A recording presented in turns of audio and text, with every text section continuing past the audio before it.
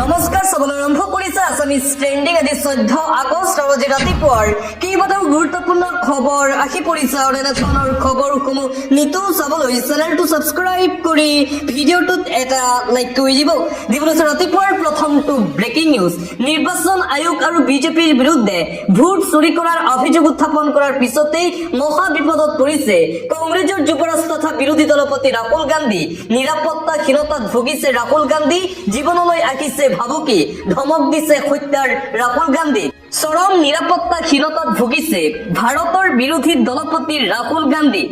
গান্ধীক শেষ কৰি দিয়াৰ ভাবুকি প্ৰদান কৰা হৈছে কংগ্ৰেছৰ সাংসদ ৰাহুল গান্ধীৰ জীৱনলৈ আঁকিছে এই হত্যাৰ ভাবুকি আৰু এই ভাবুকি লাভ কৰাৰ পিছতে শংকিত হৈ পৰিছে ৰাহুল গান্ধী নাম প্ৰকাশ নকৰাকৈ দুগৰাকী নেতাই ধমকি দিয়া বুলি আদালতক অৱগত কৰিলে ৰাহুল গান্ধীয়ে বুধবাৰে পুনেৰ এখন আদালতত এই দাবী কৰিছিল ৰাহুল গান্ধীয়ে আৰু এফালে নিৰ্বাচন আয়োগৰ বিৰুদ্ধে ৰাহুল গান্ধীয়ে ভোট চুৰি কৰাৰ অভিযোগ উত্থাপন কৰি আছে আৰু আনফালে সাবৰকাৰ সন্দৰ্ভত ৰাহুল গান্ধীয়ে যি মন্তব্য কৰিছিল সেই মন্তব্যৰ বাবে এই হত্যাৰ ভাবুকি প্ৰদান কৰা হৈছে আন এটা বিগ ব্ৰেকিং নিউজ নিৰ্বাচন আয়োগ আৰু বিজেপিৰ বিৰুদ্ধে ভোট চুৰি কৰাৰ অভিযোগ উত্থাপন হোৱাৰ মাজতে আন এক ডাঙৰ খবৰ এই মুহূৰ্তত আহি পৰিছে ৰাহুল গান্ধীৰ সৈতে সম্পৰ্কত আছে অন্ধ্ৰপ্ৰদেশৰ মুখ্যমন্ত্ৰী চন্দ্ৰবাবু নাইডু এনডিএৰ কিংমেকাৰ চন্দ্ৰবাবু নাইডু আছে ৰাহুল গান্ধীৰ সৈতে সম্পৰ্কত অন্ধ্ৰপ্ৰদেশৰ প্ৰাক্তন মুখ্যমন্ত্ৰী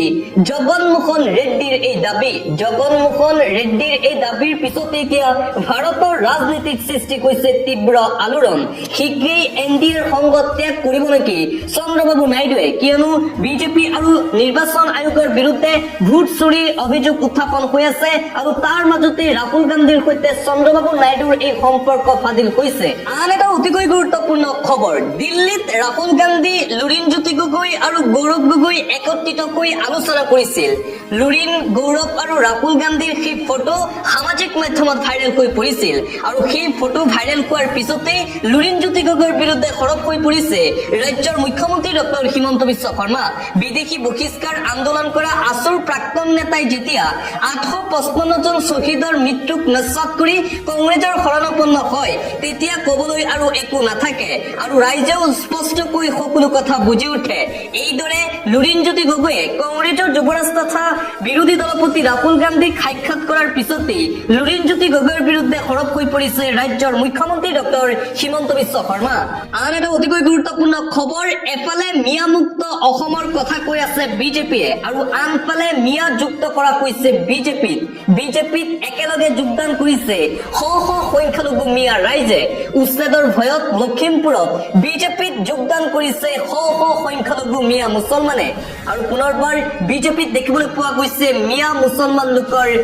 যোগদান লখিমপুৰত 3 শতাধিক মিয়া মুছলমান ৰাইজে যোগ দিলে ভাৰতীয় জনতা পাৰ্টিত লখিমপুৰৰ মাগুনী পথাৰত বিজেপিত এই বৃহৎ যোগদান কাৰ্যসূচী দেখিবলৈ পোৱা গৈছে লখিমপুৰৰ কুচিয়ামাৰীত বিজেপিৰ একাংশ নেতাই অনুষ্ঠিত কৰে এই যোগদান কাৰ্যসূচীৰ স্থানীয় একাংশ সংখ্যালঘু মিয়া মুছলমান ৰাইজে যোগ দিলে বিজেপিত অভিযোগ মতে এই লোকসকলে দখল কৰি আছে চৰকাৰী মাটি আৰু উচ্ছেদৰ ভয়তেই কিনো বিজেপিত যোগদান কৰিছে মাগুনী পথাৰত উচ্ছেদৰ দাবী জনাইছিল একাংশ জাতীয় দল সংগঠনে প্ৰশাসনো সাজু হৈছিল মাগুনী পথাৰত উচ্ছেদ চলাই বেদখল মুক্ত কৰিবলৈ তাৰ মাজতে 3 শতাধিক সংখ্যালঘু মিয়া লোকে যোগদান কৰিছে ভাৰতীয় জনতা পাৰ্টিত উচ্ছেদৰ ভয়ত এতিয়া মুছলমানে বিজেপিত যোগদান